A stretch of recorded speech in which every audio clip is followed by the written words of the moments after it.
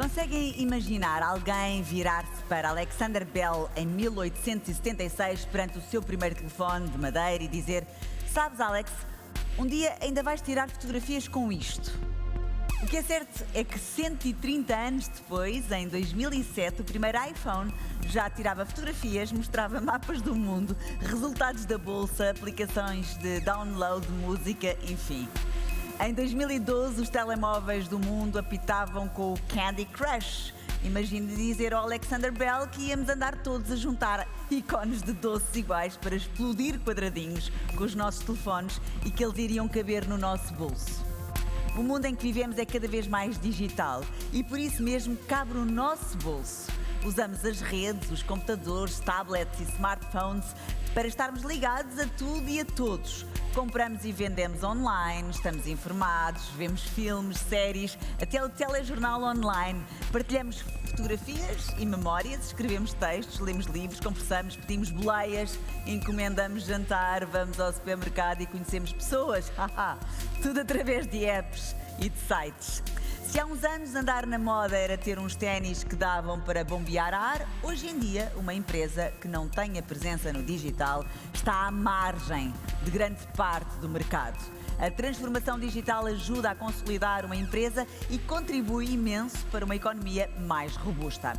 Mas para isso é necessário know-how, mão de obra qualificada e, claro, investimento.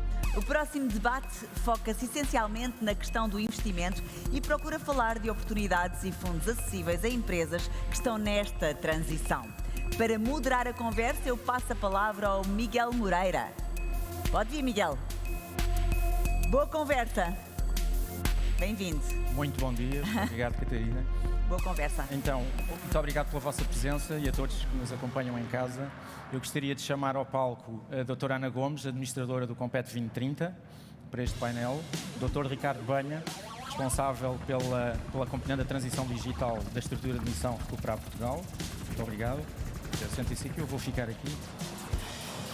Também o Dr. Nuno Gonçalves, administrador do IAPMEI, por favor. E por último, last but not least, o vice-presidente do município de Ponte Soure, engenheiro Rogério Alves. Muito obrigado. Vamos sentar aqui, se calhar puxo um bocadinho mais assim. Bom dia. Só para ficar. Então, para dar início então ao painel, eu pegava exatamente nas palavras da senhora Ministra, no sentido de referir que, de facto, a conversa não se vai focar, obviamente, em Ponte Soure, mas também em Ponte Soure e pela experiência recente, mas, de facto, para quem está no setor, e aliás, como também referiu ontem o Sr. Secretário de Estado da Defesa, Marco Capitão Ferreira, há 10 anos ou 15 anos ninguém imaginava que o país pudesse demonstrar, à data atual, a capacidade que tem demonstrado. E, portanto, tem sido um crescimento absolutamente notável e, portanto, é nesse ponto em que estamos, mas também com o ponto da responsabilidade do que promete vir aí, em termos de crescimento e de capacidade, know-how que o país ganha, que a indústria portuguesa ganha, para conquistar mercados lá fora, porque neste setor é um setor totalmente globalizado e o mercado está todo lá fora, digamos assim.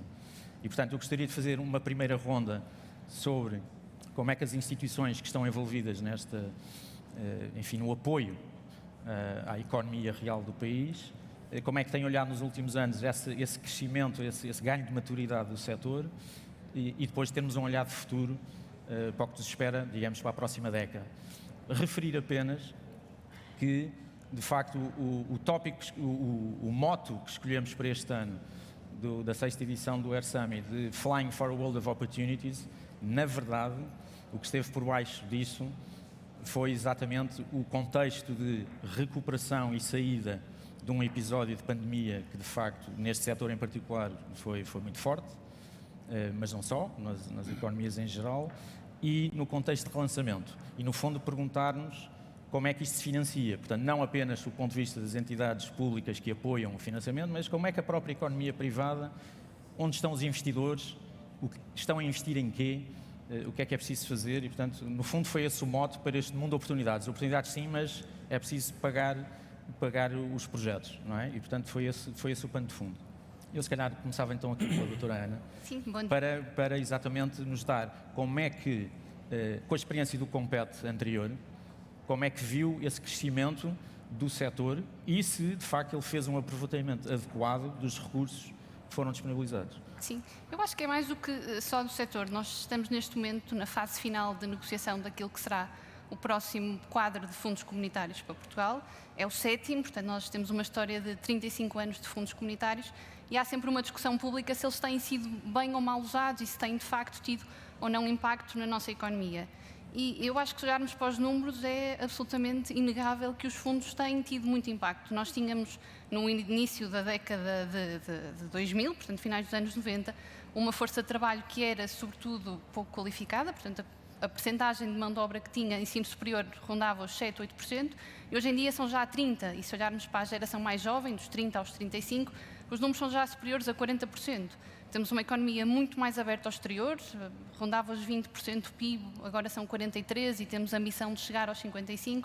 Portanto, isto mostra que houve de facto aqui uma transformação estrutural. E o setor da aeronáutica, o cluster AED num termo mais lato, é um bom exemplo daquilo que nós temos conseguido e para onde queremos ir. E é também um resultado indireto daquilo que foram os fundos comunitários, porque algo que nos diferencia e que tornou capaz de desenvolvermos este setor em Portugal é o facto de termos uma mão de obra de excelência, termos engenharia do melhor que se faz no mundo e também ter colocado Portugal naquilo que é a rota dos grandes players internacionais que têm, neste setor como em outros, uma importância muito grande. A melhoria da qualificação das populações é um resultado indireto daquilo que foram 30 anos de fundos comunitários. Nós temos já um estoque de conhecimento e de inovação de altíssimo nível e agora o que nos falta, e é isso que é o desafio para o próximo período, é valorizarmos este conhecimento que já existe, colocarmos Portugal na rota dos grandes players internacionais e sermos capazes de dar o tal salto qualitativo que tem faltado para transformarmos estruturalmente o país. Portanto, o grande desafio para o próximo quadro é este.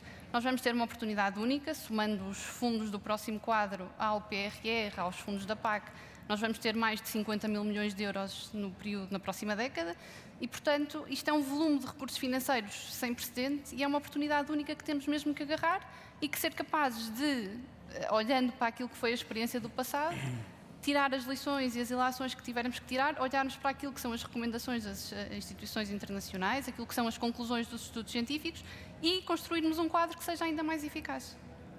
Muito bem.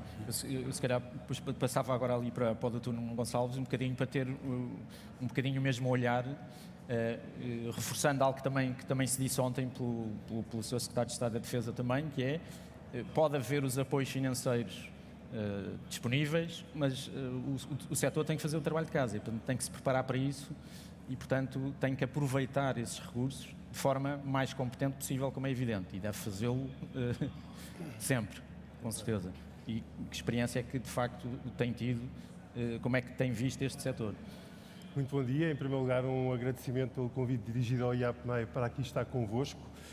Naturalmente, a trajetória das empresas, em particular do cluster da aeronáutica, é uma trajetória absolutamente notável em termos de inovação, em termos de ligação entre as empresas, e aqui faço o parênteses, entre grandes, pequenas e médias empresas e o sistema científico e tecnológico ao longo de vários anos. Portanto, não é de facto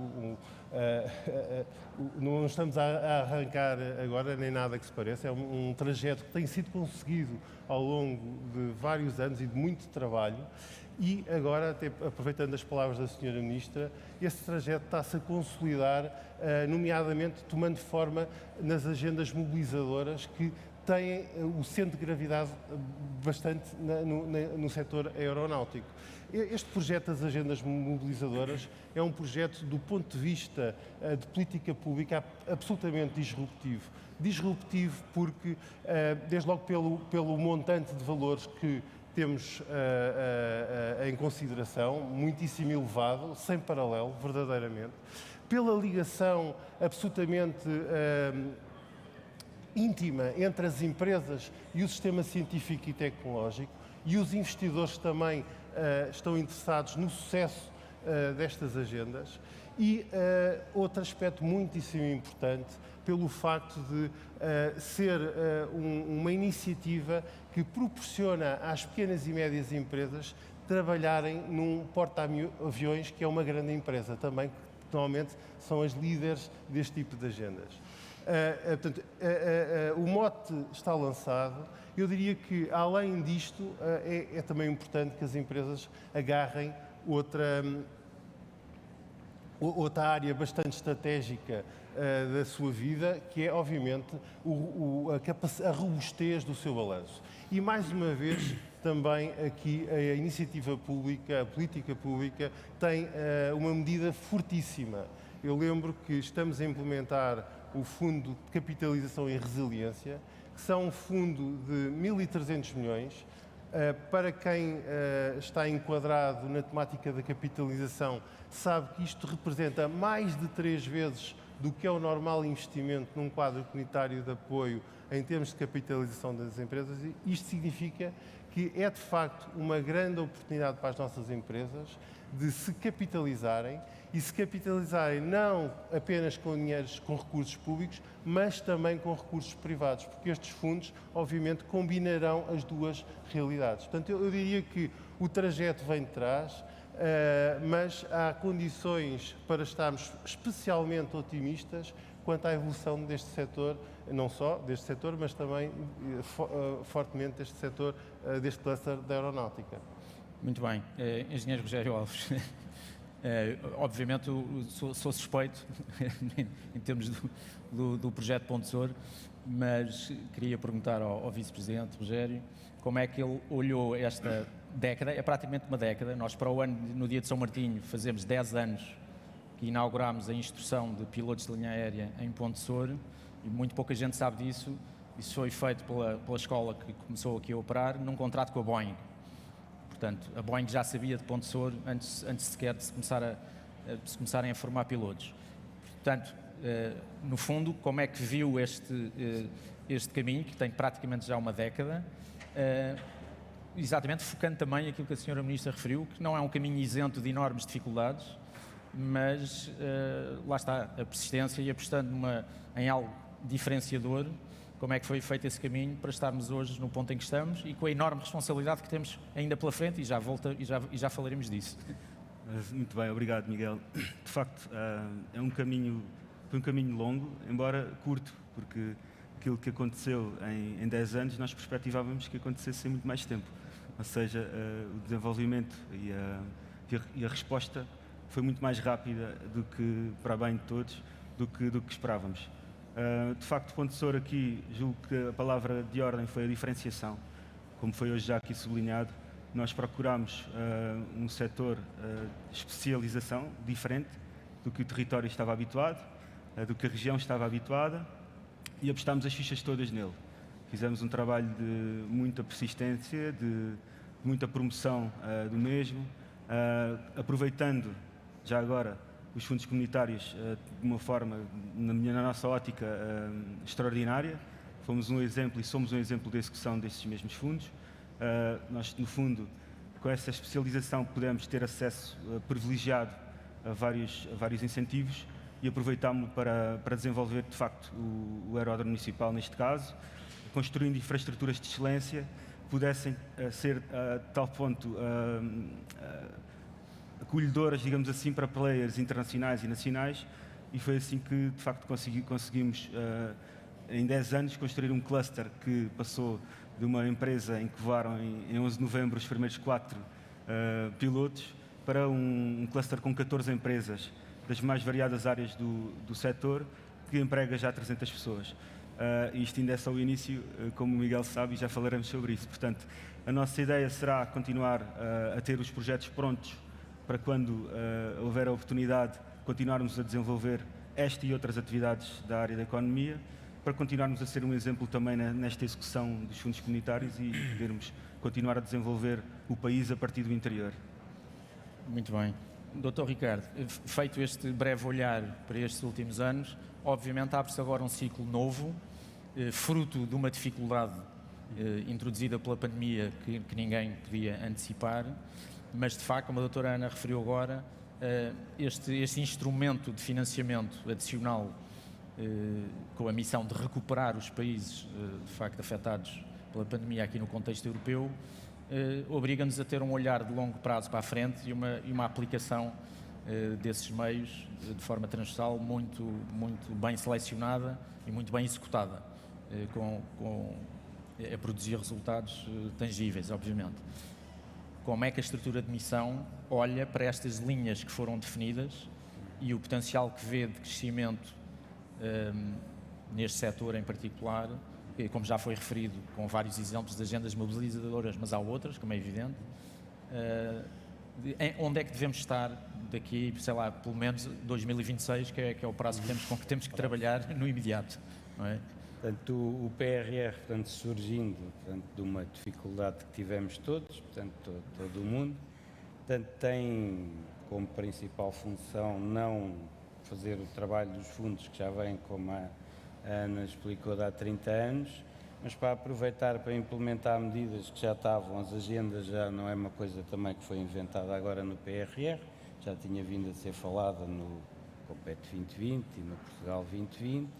Portanto, aproveitou-se esta oportunidade para fazer medidas mais estruturais. Para além de investimento, também temos reformas que não são tão faladas, mas em todos os setores, públicos e privados, desde da Bolsa até outros setores. Portanto, o PRR, embora tenha uma execução muito curta até 25, início de 26, portanto, tem como objetivo criar aqui portanto, é um programa mais reformista e não de resultados muito imediatos. Portanto, mesmo as agendas tendo já resultados muito imediatos, portanto, com uma procura que excedeu em muito o que tínhamos previsto e que será reforçada. Portanto, temos também, como o Nuno referiu, na capitalização, portanto, um programa muito ambicioso, que aí não só as empresas de ponto de Sor, como o setor da aeronáutica, como todos os setores, devem aproveitar esta oportunidade, porque os produtos que estão no mercado e estão ativos, ou seja, têm o máximo possível de abrangência, portanto, a nível nacional não há ali nenhuma restrição adicional, portanto, estou a aproveitar tudo o que é possível em termos de auxílios estatais, portanto, tudo dentro da legalidade, mas ao máximo, portanto, provavelmente aí será oportunidade única, não terão, depois de 26, tanto dinheiro para capitalizar, nem regras tão abrangentes. Portanto, ainda serão lançados mais um a dois produtos até ao fim do ano, mais para, um bocadinho ainda mais alargados no sentido para startups, PMEs, portanto, coisas mais simples. O meio PRR para empresas também tem uma componente, ainda está muito no início, mas na área da digitalização, que aí a aeronáutica também poderá aproveitar, em especial as PMEs, que é a componente 16, digitalização das empresas, que tem muito apoio direto a PMEs para a internacionalização, que já está no mercado e terá posteriormente outros apoios para se iniciarem a sério na digitalização, e uma componente também muito forte, embora não seja a maioria da dotação, na capacitação na área digital, portanto, das pessoas, das empresas. Portanto, fora isso, para as empresas, que o Portugal 2030 terá os apoios habituais, portanto, projetos de inovação produtiva que não sejam as agendas, o Portugal 2030, certamente no início do próximo ano, terá esses apoios habituais. E o PRR tem também uma parte que tem sido muito criticada, que não é para as empresas, mas mesmo o investimento público, em especial na digitalização, mas também obras públicas, ou seja, os beneficiários a seguir são as empresas, porque os fornecedores não é o Estado. Portanto, tudo aqui, se temos um terço diretamente para as empresas, os outros 2 terços, as empresas têm que fazer o seu trabalho para aceder e têm ali desafios muito grandes de fornecimentos que não só as empresas até nacionais como europeias, terão grandes oportunidades neste PRR e, eu diria, em todos os PRRs dos outros países europeus. Portanto, as empresas não se devem focar só no nosso, mas também nos restantes europeus. Mas já agora que se foquem um bocadinho mais no nosso, porque nós precisamos de executar primeiro. Portanto, acho que era o que eu tinha. Muito bem. Doutora Ana, na sequência do que referiu, portanto, a continuidade destes fundos habituais, que já levam várias décadas, especificamente para o 2030, em termos das linhas de financiamento e dos programas operacionais que estão agora a ser fechados, não é? Primeiro, o que é que as empresas podem esperar, se o tipo de linhas se mantém ou se há novidades e há de facto, aspectos novos e, sobretudo, também, visto do lado das empresas, o que é que esperam que as empresas devam fazer de diferente quando concorrem a esses fundos? Sim. Com base na experiência de como o fizeram antes. Sim. No Portugal 2030 nós vamos ter 23 mil milhões de euros distribuídos por 12 programas. Um deles é o Compete 2030, que vai ter perto de 4 mil milhões, 3,9 mil milhões de euros. Há um grande foco na questão da sustentabilidade, não podia deixar de ser. Os últimos tempos mostraram-nos que isto é ainda mais premente e, portanto, vamos ter uma dotação muito grande para apoiar as empresas a darem a tal transição verde, a acelerar, a impulsionar esta transição ambiental e a promover práticas mais sustentáveis. Depois vamos naturalmente manter aquilo que são os apoios tradicionais com as melhorias que resultam das lições da experiência. Nós vamos manter muito o foco na inovação. Nós estamos neste momento numa mudança de paradigma. Há quem diga que é passar do Made in Portugal para o Created in Portugal. O exemplo que vimos ontem do avião 100% fabricado e com tecnologia portuguesa é um espelho daquilo que nós devemos ambicionar. É fazer, mais do que fazer a assemblagem e a montagem em Portugal, é de facto incorporar valor acrescentado nacional. E, portanto, este é o caminho que nós queremos fazer, continuar a incentivar a inovação e a ID, mas garantir que esta ID depois passa de facto para o mercado e, portanto, promover mais na lógica das agendas, consórcios entre não PMEs e PMEs, com sinergias com o sistema científico e tecnológico, que nos permitam, por um lado, garantir que o conhecimento que é gerado responda às necessidades do mercado, que muitas vezes não acontece porque é muito fechado nos centros de saber e aquilo depois não se adequa àquilo que na realidade as empresas precisam, e depois é garantir que este conhecimento gerado é valorizado economicamente porque de facto chega ao mercado. Portanto, é garantir que passamos do ID para o II, que a investigação chega de facto à inovação. Portanto, nós vamos ter, até por força das restrições regulamentares no que se refere aos apoios às não PMEs, nós vamos ter que ser mais criativos. Eu não gosto de olhar para isto como uma restrição, gosto de olhar como uma oportunidade para nós testarmos mecanismos diferentes que possam ter mais impacto e que possam, de facto, responder àquilo que são as fragilidades que têm sido apontadas. Ainda ontem foram conhecidos os resultados do European Innovation Scoreboard. Portugal sobe 2 lugares. Portanto, nós, de facto, temos alguma capacidade de inovar. Mas uma das fragilidades que é apontadas é o valor gerado pela inovação. Portanto, as empresas continuam a não gerar valor da inovação que é desenvolvida. Portanto, nós temos que colmatar esta falha. Vamos replicar aquilo que são iniciativas que já se mostraram de sucesso no Portugal 2020, por exemplo, o Clube de Fornecedores, em que com uma empresa âncora, uma multinacional, nós já fizemos 3 tentativas destas, uma grande empresa nuclear, uma empresa âncora multinacional, que consegue capacitar os seus fornecedores para que consigam integrar em cadeias de valor globais e subir nessas cadeias de valor globais, porque só assim é que nós vamos conseguir, de facto, dar este salto qualitativo. Portanto, vamos manter estas apostas que já se mostraram de sucesso e vamos ter novas iniciativas inspiradas nas agendas mobilizadoras de promover uma cooperação efetiva entre não PMEs e PMEs com o sistema científico e tecnológico. E depois vamos, para além destes apoios mais tradicionais, mas melhorados de apoio à inovação, temos também outras medidas que visam melhorar a produtividade, porque num contexto de contração demográfica com escassez de mão de obra, nós só vamos continuar a crescer e a convergir com a Europa se formos capazes de ser mais competitivos e cada vez mais competitivos e produtivos. E para isso é preciso, desde logo, melhorar as qualificações dos trabalhadores, dos recursos humanos, E aqui vai ter um foco mais especial à qualificação da gestão, que explica um grande diferencial de produtividade entre as empresas portuguesas e as congêneres europeias. Portanto, vamos ter aqui um apoio reforçado à capacitação da gestão e depois a tudo aquilo que é as dinâmicas dos processos de inovação, a qualificação, a qualidade, muito nesta lógica de continuar aquilo que já funcionou, que já tem dado resultados de sucesso e melhorá-lo com base nas lições da experiência. Certo, referiu aí duas coisas muito importantes. Eu suponho que nesses instrumentos, nessas linhas mais tradicionais, se mantém o modelo no sentido em que se mantém aberto, por exemplo, a candidaturas individuais.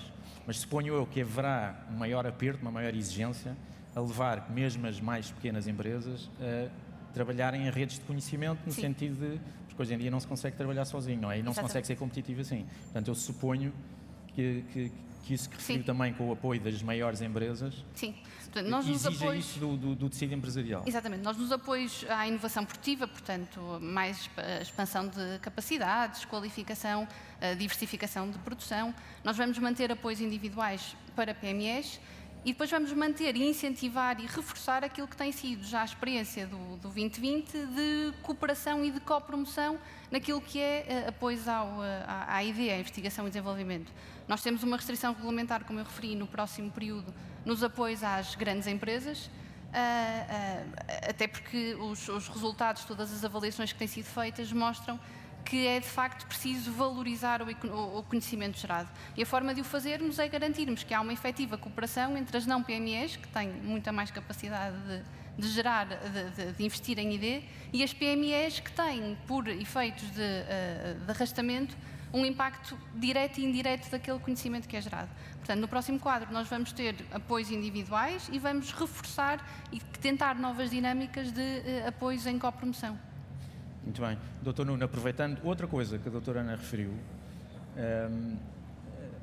a sustentabilidade, há muito esta ideia, ou passa pelo menos um bocado esta ideia, de quando se fala em sustentabilidade, claro que há um foco na sustentabilidade energética, na sustentabilidade ambiental por razões evidentes, mas a sustentabilidade também é económica, também é social. E este aspecto da qualificação das pessoas, no sentido de garantir que as empresas e o tecido industrial e produtivo do país se torna cada vez mais competitivo e, sobretudo, se mantém competitivo, porque é uma maratona, não é um sprint, não é? A sustentabilidade também é isso. E, portanto, este aspecto que referiu, que eu acho muito interessante e não sabia, que é, de facto, trabalhar a gestão das empresas, porque há muita ideia de que qualificar é qualificar colaboradores na estrutura da empresa. Mas isso é fundamental, não é? E é uma novidade. Sim. Sem dúvida. Só posso continuar atualmente. Além daquilo que é. Doutor Nuno, espera lá que eu acho que o seu microfone, eu pelo menos não o estou a ouvir. Quer dizer, estou a ouvi-lo, mas sem o microfone. Já está aqui. Sem dúvida, portanto, a sustentabilidade é uma tónica incontornável nos dias de hoje. Por exemplo, na temática do financiamento, é sabido que, obviamente, as grandes empresas estão perfeitamente alinhadas com esta temática, têm os seus relatórios de sustentabilidade, mas também é verdade que todas as empresas, pequenas e médias empresas, que integram as cadeias de valor dessas outras grandes empresas, têm que responder objetivamente perante os requisitos e as exigências das grandes empresas que precisam dos inputs na área da sustentabilidade. Ora, esse é um excelente tema para dizer que o IAPMEI está completamente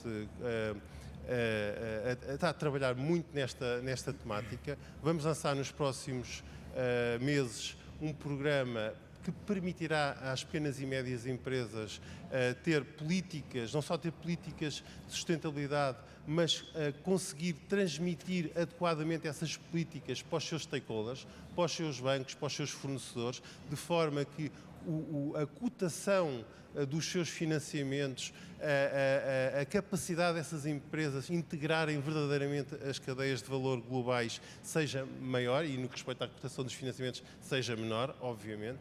Portanto, é um tema incontornável.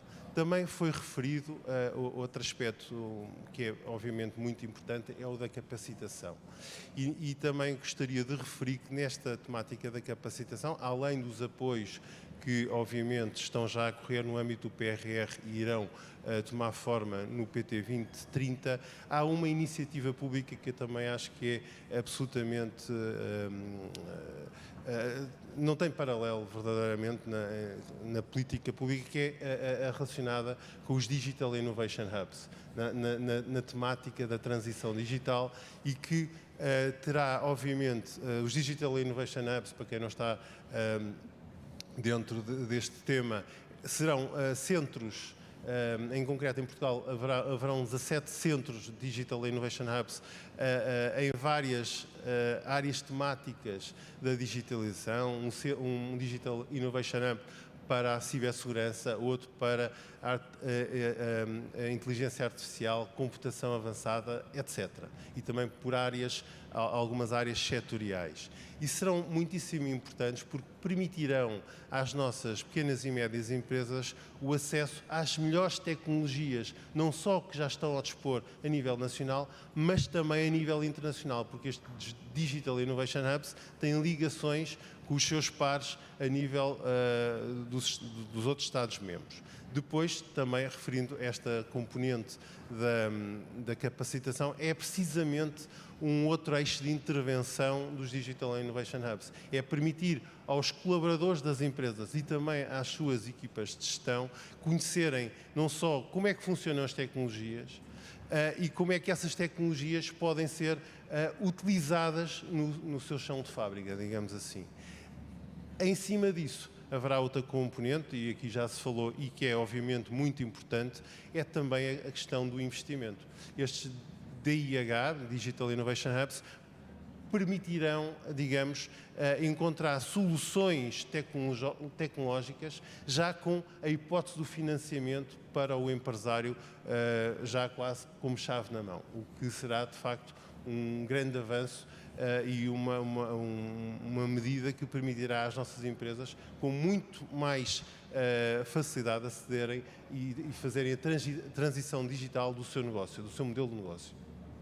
Muito bem, eu aproveito a sua referência à transformação digital e voltava aqui rapidamente ao Dr. Ricardo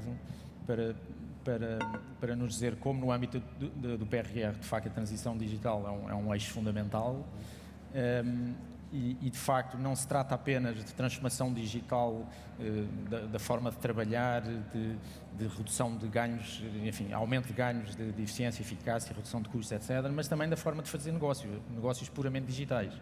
E precisamos que o tecido português esteja preparado para dar esse salto e que dê mesmo esse salto. E, portanto, queria perceber um bocadinho o timeline, dentro do timeline do PRR, o que é que o PRR espera e o que é que pede, de facto, às empresas e também naquelas que já concorreram, como é evidente, às propostas que apareceram, se de facto se vê esse sinal de compreensão de que é preciso mudar a forma de fazer as coisas e, em particular, a maneira de fazer negócio. Sim, sem dúvida. Portanto, e pegando até um pouco, pronto, o PRR está a começar, e até começou antes do PRR, a questão dos Digital Innovation Hubs, e estamos a criar uma série de outras infraestruturas, portanto, os DIHs, ou os polos de inovação, pronto, por simplificar, digital, vão ter capacidades ao nível de investigação e desenvolvimento. Estamos ainda a criar umas infraestruturas que são os testbeds, portanto, serão mais de ensaio para, não já de investigação e desenvolvimento, mas todos os produtos digitais que os possam testar e tenham onde no nosso país. Portanto, estão por todo o país. Também há algumas iniciativas em termos mais locais, de bairros digitais, que até já está mais avançada. Outros investimentos mesmo ao nível de público, mas que têm impacto direto nas empresas, como a desmaterialização da faturação e e a criação de selos de certificação digital, portanto, também permitem certificar os produtos digitais e exportar melhor, portanto, e ao mesmo tempo vir a ajudar as empresas nesse desenvolvimento. O digital não tem tanto investimento em maquinaria, também tem, mas por exemplo, uma empresa que não esteja digitalizada, tenha equipamento todo, para ficar digitalizada basta pôr sensores e principalmente ter pessoas que depois possam fazer sistemas de gestão adequados para a gestão, ler tudo, gestão e mesmo os clientes, os fornecedores, ter tudo integrado. Portanto, não é tanto o investimento em maquinaria, mas é mais em inteligência artificial e inteligência principalmente humana. Normalmente, para uma empresa passar para a parte da digitalização, tem que capacitar as pessoas todas, desde das pessoas que trabalham diretamente na produção até à gestão, tem que estar tudo muito capacitado. Portanto, aí normalmente é o desafio, não é só comprar a máquina faz, é comprar a máquina, saber quando é que o que é que ela pode fazer, tirar proveito, saber quando é que ela vai avariar ou não vai avariar, portanto, e tudo isso é muito capacitação.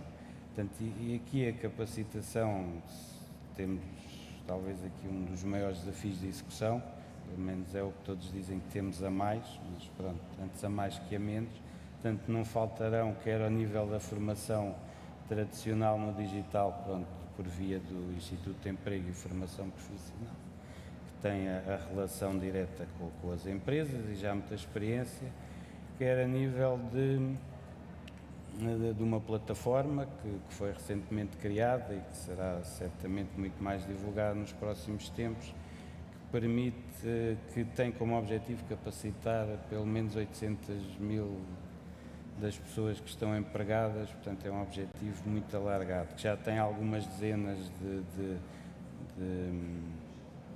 cursos online e o IFP começou no final de setembro já com uma segunda fase, que a primeira foi durante a pandemia, em termos de formação um pouco difícil, portanto, e que terá até 2025, teremos 800.000 no mínimo formações na área digital para o setor privado.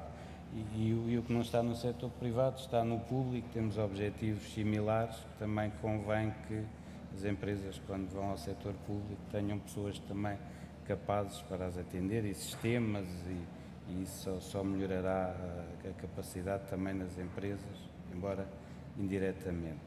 Portanto, o PRR na área digital, portanto, o maior é o climático, que a Ana referiu, portanto, esse, no mínimo 40% de investimento direto em sustentabilidade, portanto, e as agendas têm a mesma percentagem, portanto, 40% das agendas têm que ser agendas sustentáveis.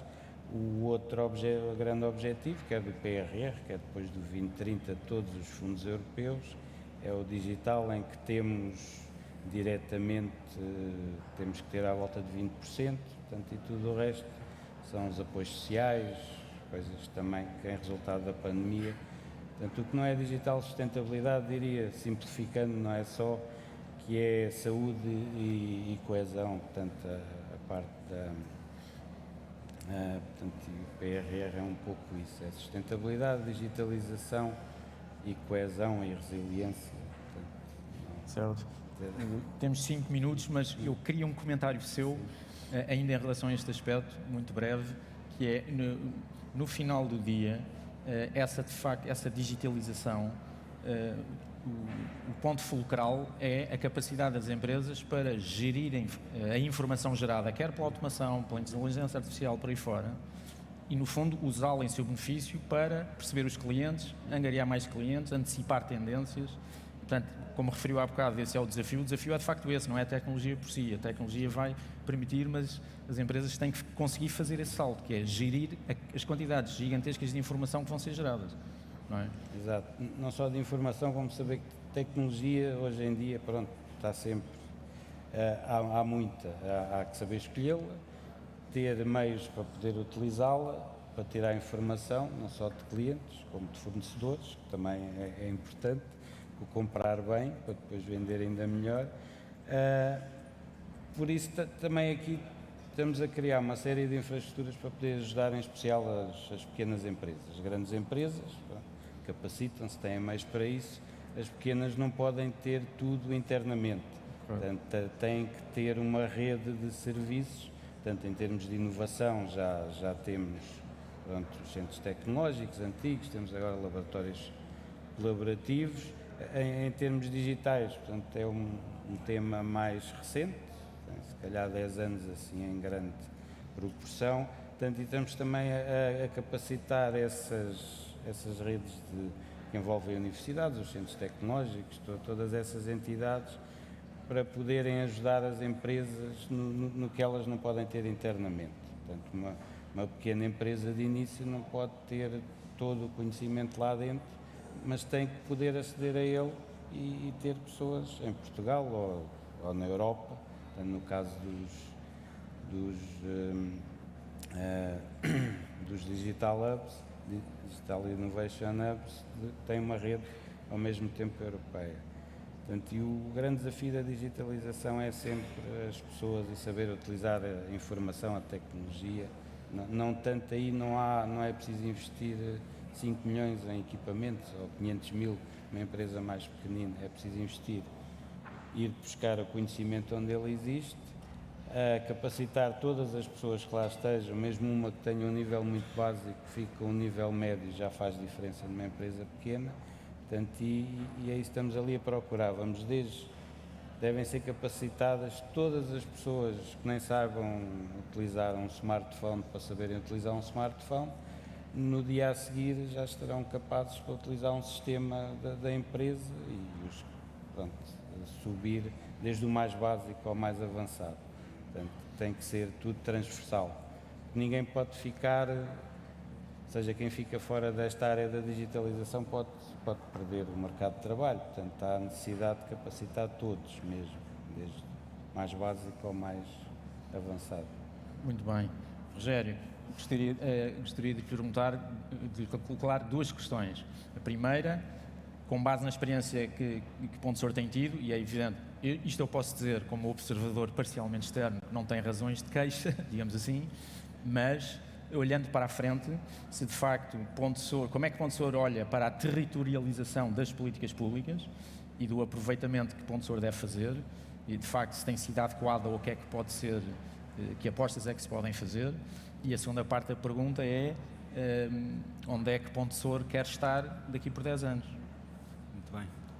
Bom, não só o aeródromo, porque o cluster aeronáutico Ponte Sor não é só o aeródromo. Claro. Pegando na temática que tem vindo a ser aqui aflorada, o nosso grande desafio para o futuro é de facto a demografia. O próximo quadro, nós sabemos, o quadro regional tem como grande desígnio inverter o ciclo negativo demográfico que a região atravessa, porque nós precisamos de facto de pessoas, não só qualificadas, mas por qualificar de todas, porque não só este setor, como todos os setores económicos que se precisam de desenvolver, precisam naturalmente de workforce, de capital humano. E nós temos vindo a fazer um trabalho importante neste sentido, desde logo com a aproximação à academia. Já temos 10 acordos com institutos de formação superior do país, para de facto procedermos a uma capacitação não só dos nossos, mas também daqueles que queremos atrair. Nós precisamos de fixar população no interior, na nossa região, e atrair nova população que possa dar resposta ao desafio que temos pela frente. Porque se conseguimos, de facto, criar o valor e dizer ao investidor que é importante e que pode investir no interior, e aqui em Ponte Sor em particular, ele acredita, ele está cá, ele veio, ele agora precisa de ser alimentado, e sobretudo de pessoas. Portanto, este é um dos grandes desafios, a par de outros, como a habitação, a educação, a saúde, que temos que acompanhar este grande crescimento que temos tido nos últimos tempos, e o município está atento a estes problemas e está a tentar, desde já, estratégias para os debelar. De facto, Ponte Sor não é só aeronáutica, nós estamos a desenvolver outras áreas, aliás, temos vindo a desenvolver outras áreas da economia muito importantes, desde logo o agroflorestal e o agroalimentar, Somos hoje um dos centros principais de produção e transformação de cortiça do mundo. A cortiça continua a ser o nosso ouro. Também aí há um trabalho grande a fazer na inovação deste produto de excelência. Portanto, as oportunidades, todos os dias há novas oportunidades em torno deste produto de excelência.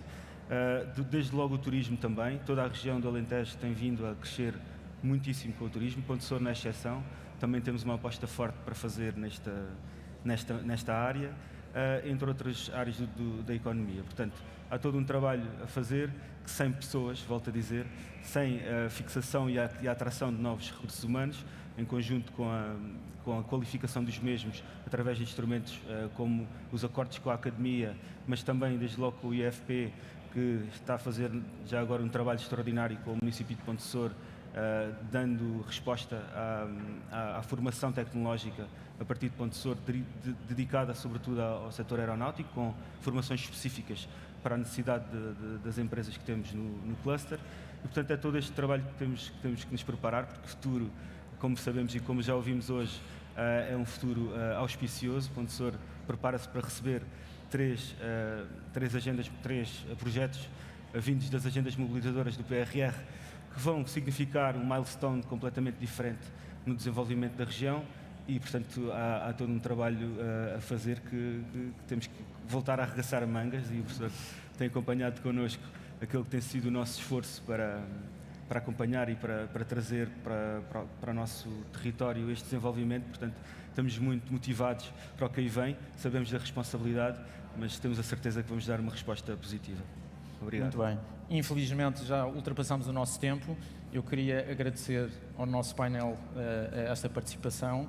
Queria-vos agradecer a vossa presença, obviamente, e queria deixar este painel com uma última mensagem, até seguindo as palavras da Sra. Ministra, de que a Ponte Sor é um magnífico exemplo de como um território pode ser transformado. De facto, a Organização da Aviação Civil Internacional, que é o órgão das Nações Unidas, que é o órgão máximo que tutela a aviação à escala global, já considerou Ponte Sor como um case study de como a aviação pode transformar sociedades.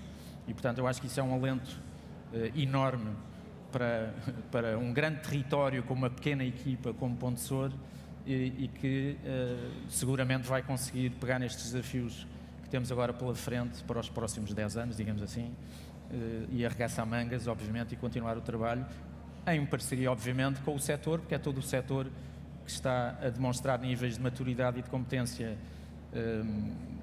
completamente fora da escala habitual do que conhecíamos das últimas décadas, e, portanto, acho que é muito promissor. E cá estaremos para o ano para voltar a falar, para falar destas matérias. Muito obrigado a todos. Obrigado.